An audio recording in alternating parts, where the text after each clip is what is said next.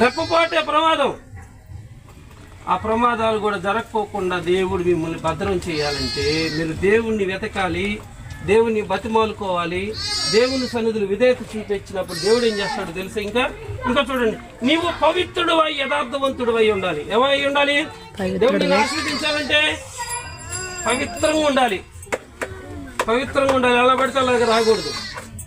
దేవుని సన్నిధిలో నిన్ను నువ్వు సరి చేసుకొని నువ్వు పవిత్రంగా ఉంటే, నువ్వు యథార్థవంతుడు అయిన ఎడల నిశ్చయముగా ఆయన నీ యందు శ్రద్ధ నిలిపి నీ నీతికి తగినట్లుగా నీ నివాస స్థలమును వర్ధిల్లింపచేయను. నువ్వెంత నీతిగా ఉంటావో, నువ్వెంత పరిశుద్ధంగా ఉంటావో, నువ్వెంత యథార్థంగా ఉంటావో దేవుడు నిన్ను అంతగా దీవిస్తాడు. చూసారా? ఏం లేదు, మన ఇంట్లో ఏం లేదు, మన ఒంట్లో ఏం లేదు. మనం దేవుని మాటను మనస్ఫూర్తిగా వినాలి. ఏమన్నాడు? నీవు దేవుణ్ణి జాగ్రత్తగా వెతకాలి, నువ్వు దేవుణ్ణి బ్రతిమాలుకోవాలి, నువ్వు దేవుని సన్నిధిలో పవిత్రుడు అయి ఉండాలి.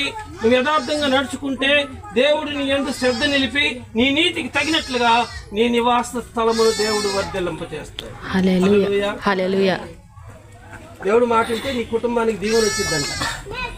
ఇప్పుడు దేవుడు అదే చెబుతున్నాడు, నువ్వు పవిత్రంగా ఉండయ్యా, యథార్థంగా ఉండయ్యా, నాకెప్పుడు ప్రార్థన చేస్తా ఉండు, నేను నీ ప్రార్థనలకు జవాబిస్తాను, నిన్ను నీ బిడ్డలను నేను పోషించి నిన్ను దీవిస్తానని దేవుడు వాగ్దానం చేశాడు. ఇంకా మీరు గమనించినట్లయితే ఒకరోజు యేసు ప్రభు వారు పేతురు పడవ ఎక్కాడు. పేతురు పడవ ఎక్కిన తర్వాత పేతురుతో అన్నాడు, నీ పడవ కొంచెం లోతుకు నడిపించన్నాడు. లోతుకు నడిపించాడు. ప్రభు అన్నాడు, కుడి ప్రక్కన వలవేయి అన్నాడు. కుడి ప్రక్కన వలవేయి అంటే కుడి ప్రక్కన వలవేయి అంటే అప్పుడు పేతురు అన్నాడు, ఏళ్ళువాడ రాత్రంతా ప్రయాసపడ్డాం, కంటికి రెప్పల పడకుండా, కునికిపాటు లేకోకుండా, వేసే వాళ్ళకి తీసే వాళ్ళకి విరామం లేకుండా మేము చేపలు పట్టాం కానీ ఒక్క చేప కూడా మాకు పడలేదయ్యా అన్నాడు. ప్రభు అన్నాడు, సరేనయ్యా నువ్వు చెప్పినట్టు చేస్తామని ఆ వల వేసినప్పుడు అంట విస్తారమైన చేపలు పడ్డాయంట. 2 పడవలు మునిగిపోయి అన్ని చేపలు పట్టారంట. ఒక్కసారి వాళ్ళు వేస్తే అన్ని చేపలు పడ్డాయంట.